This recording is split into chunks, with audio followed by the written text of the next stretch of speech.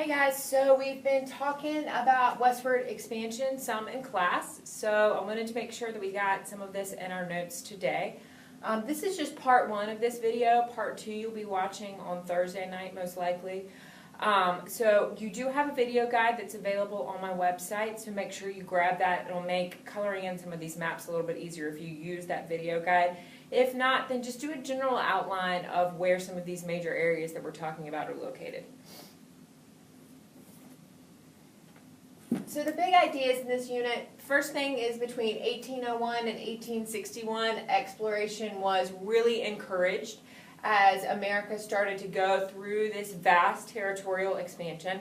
Remember that at first the United States only consisted of those original 13 colonies, and King George had proclaimed that they could not go west of the Appalachian Mountains. So when the Revolutionary War was over, there was this idea that, hey, wait, we can go past the Appalachian Mountains, we can see what it is that this land has to offer. Westward migration was influenced by geographic and economic opportunities, which we did a foldable of in class. Prior to the Civil War, a lot of the industry in America was located in the north, so they did the manufacturing, there were factories there as well. But the equipment produced in the north had an impact on the farming in the south.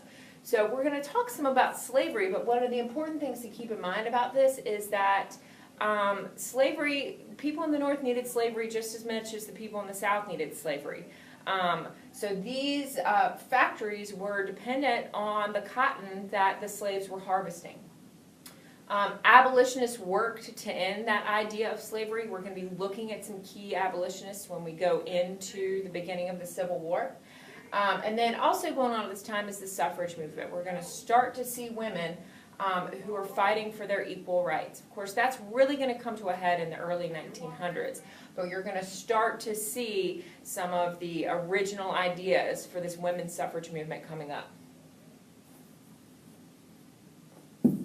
So you've got your first map that you need to make sure that you color in. This first map just so shows that post-revolutionary America that I was talking about. Just need to shade in those 13 colonies. That's what the United States looked like after the Revolutionary War. Then we're going to take on the Louisiana Purchase. And on the next map, you're going to color in the Louisiana Purchase. But just like we talked about and you saw in that video, Jefferson was our president at the time. He purchased France from Napoleon. He was able to do that at a really, really low price because Napoleon needed the money to finance some of his other ventures. This Louisiana Purchase doubles the size of the United States. Lewis and Clark expedition you've talked about, and we'll talk about in class a little bit more. In that expedition, Meriwether Lewis and William Clark explored this Louisiana territory from the Mississippi River all the way to the Pacific Ocean.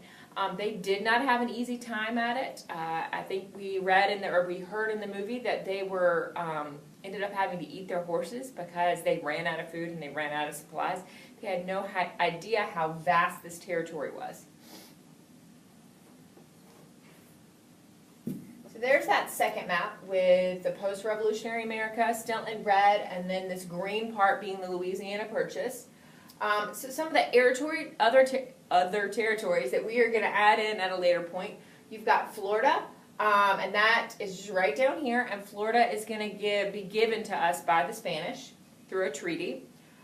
Texas was added after it became an independent nation. Then the Oregon Territory, which some of you were asking me about in class, was divided between the United States and Great Britain. So there was like just this little chunk up here that still belonged to Great Britain. And California, this is what we won through the Mexico War, or the Mexican War. We were also able to add some of this other Southwest territory down here to make that part of the United States. So this is a very, very gradual process. And we'll talk about the acquisition of Alaska and Hawaii, so you've got the full 50 states as those come up in our class. So your last little bit, the factors that affected westward expansion, population growth in the eastern United States. We only have 13 colonies. There was very limited space, and the population was growing really, really quickly, especially in the Northeast where that manufacturing was huge. You have the ability of cheap, fertile land in the West. This was the cheapest land that you could find anywhere, and it had the ability to make lots and lots of money. You have other economic opportunity. You had gold in California, logging. We talked about how the logs were used to build the homes, farming, and then for a lot of runaway slaves, the West represented this opportunity of freedom. They could go to these territories that had not been made states yet, and they were able to be free. You have cheaper and faster transportation that made it easier to get across the entire country. You've got rivers, canals, steamboats. Later on, we're going to be talking about the railroads and how important the railroads were to this expansion.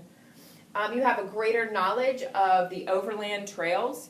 And the big ones that I want you to remember are the Oregon Trail and the Santa Fe Trail. And then you have that belief in manifest destiny. And that's just kind of the overall theme in this unit, is manifest destiny. And that was the idea that expansion was good for the country, that it was the best thing that you could do to improve the status of your country.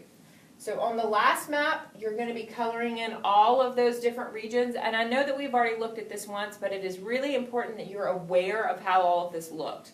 So you've got post-revolutionary once again in red.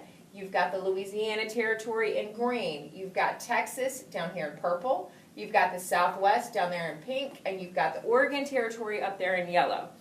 So tomorrow we're going to look more at the slavery side of things. We're going to look more at transportation issues and inventions that allowed this westward migration to occur. Actually, not tomorrow, Thursday. So make sure you hold on to that video outline because you're going to be using the same outline to fill out the second half of this on Thursday night. Have a great one.